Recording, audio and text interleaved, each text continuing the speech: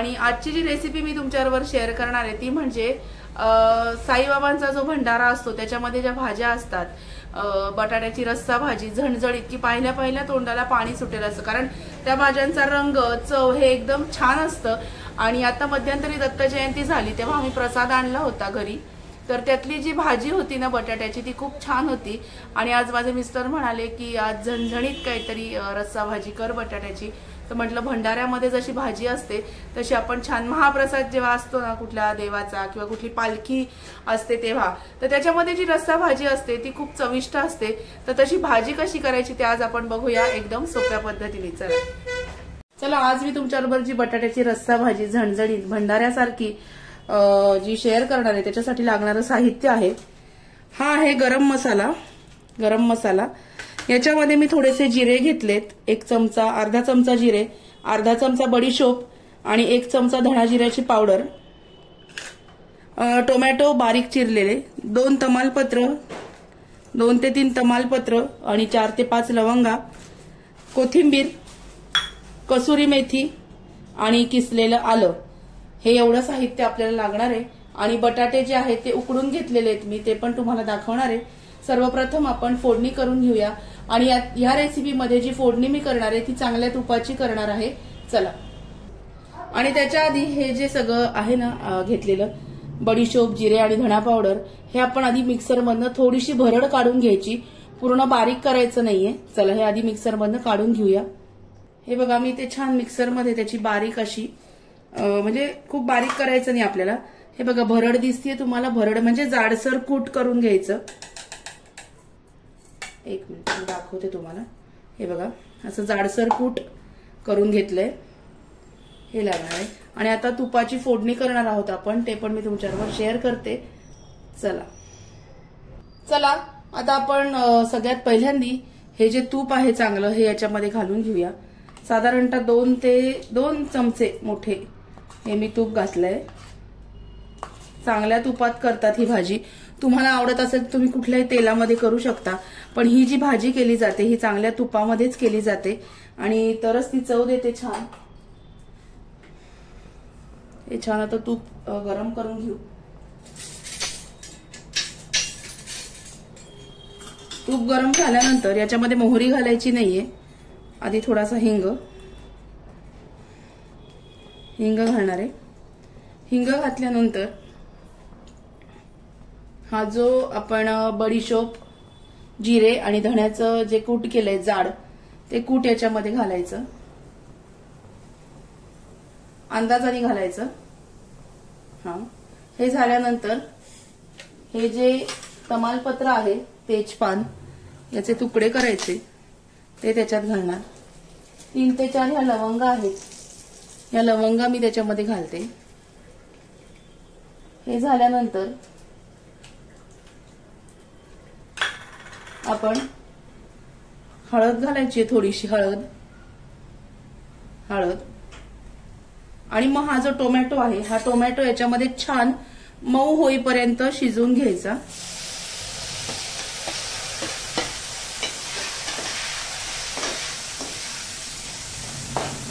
आणि इतका सुंदर भाजीचा वास आला ना की आजूबाजूचे पण लोक म्हणतात बरं का काय छान वास येतोय भाजीचा. त्या पद्धतीचीच भाजी आहे ही, तुम्ही पण नक्की ट्राय करा. मी अगदी एक स्टेप तुम्हाला छान समजून सांगते.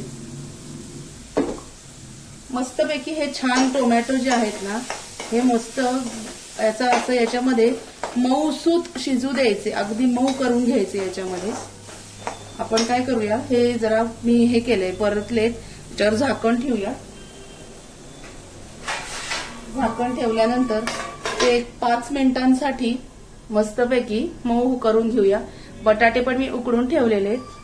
हे बघा हे जे बटाटे मी उकडून ठेवलेत हे काही आपल्याला चिरायचे नाहीयेत, हे आपल्याला हातानेच असे थोडेसे तोडून घ्यायचे, क्रश करून घ्यायचे हातानेच. कारण त्या ज्या भाज्या असतात बघा भंडाऱ्यांमधल्या, लग्नातल्या, पंक्तीतल्या, त्याच्यात बटाट्याच्या फोडी नसतात. हे असे ओबड-धोबड हाताने बटाटे क्रश करून घेतात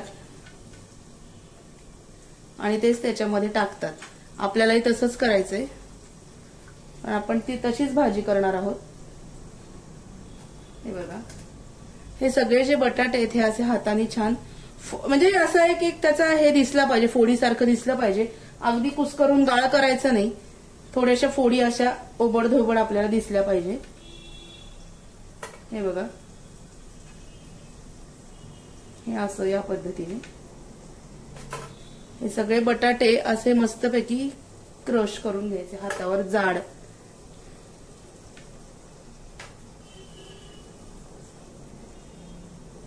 हे बघा, हे असे कुस्करून घेतले जाडसर बटाटे.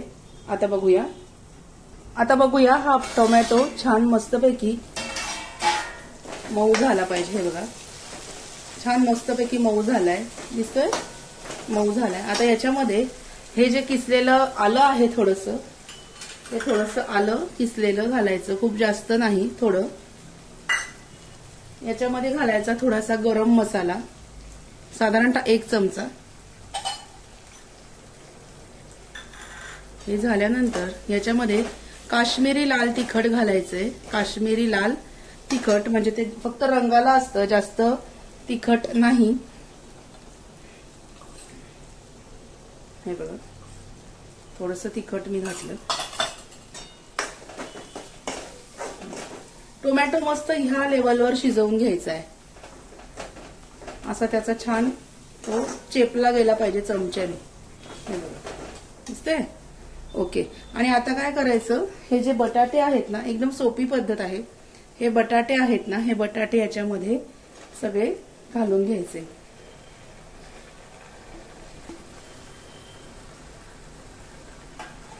छान हलवायचं. हे बघा, आणि मग याच्यामध्ये आपण पाणी टाकणार आहोत, म्हणजे ते एकजीव होईल. ह्या बटाट्यांमध्ये पाणी टाकून घेऊया.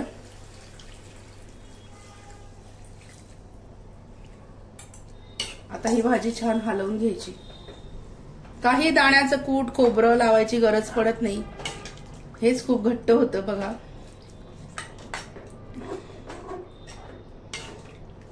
आता याच्यामध्ये घालूया मीठ.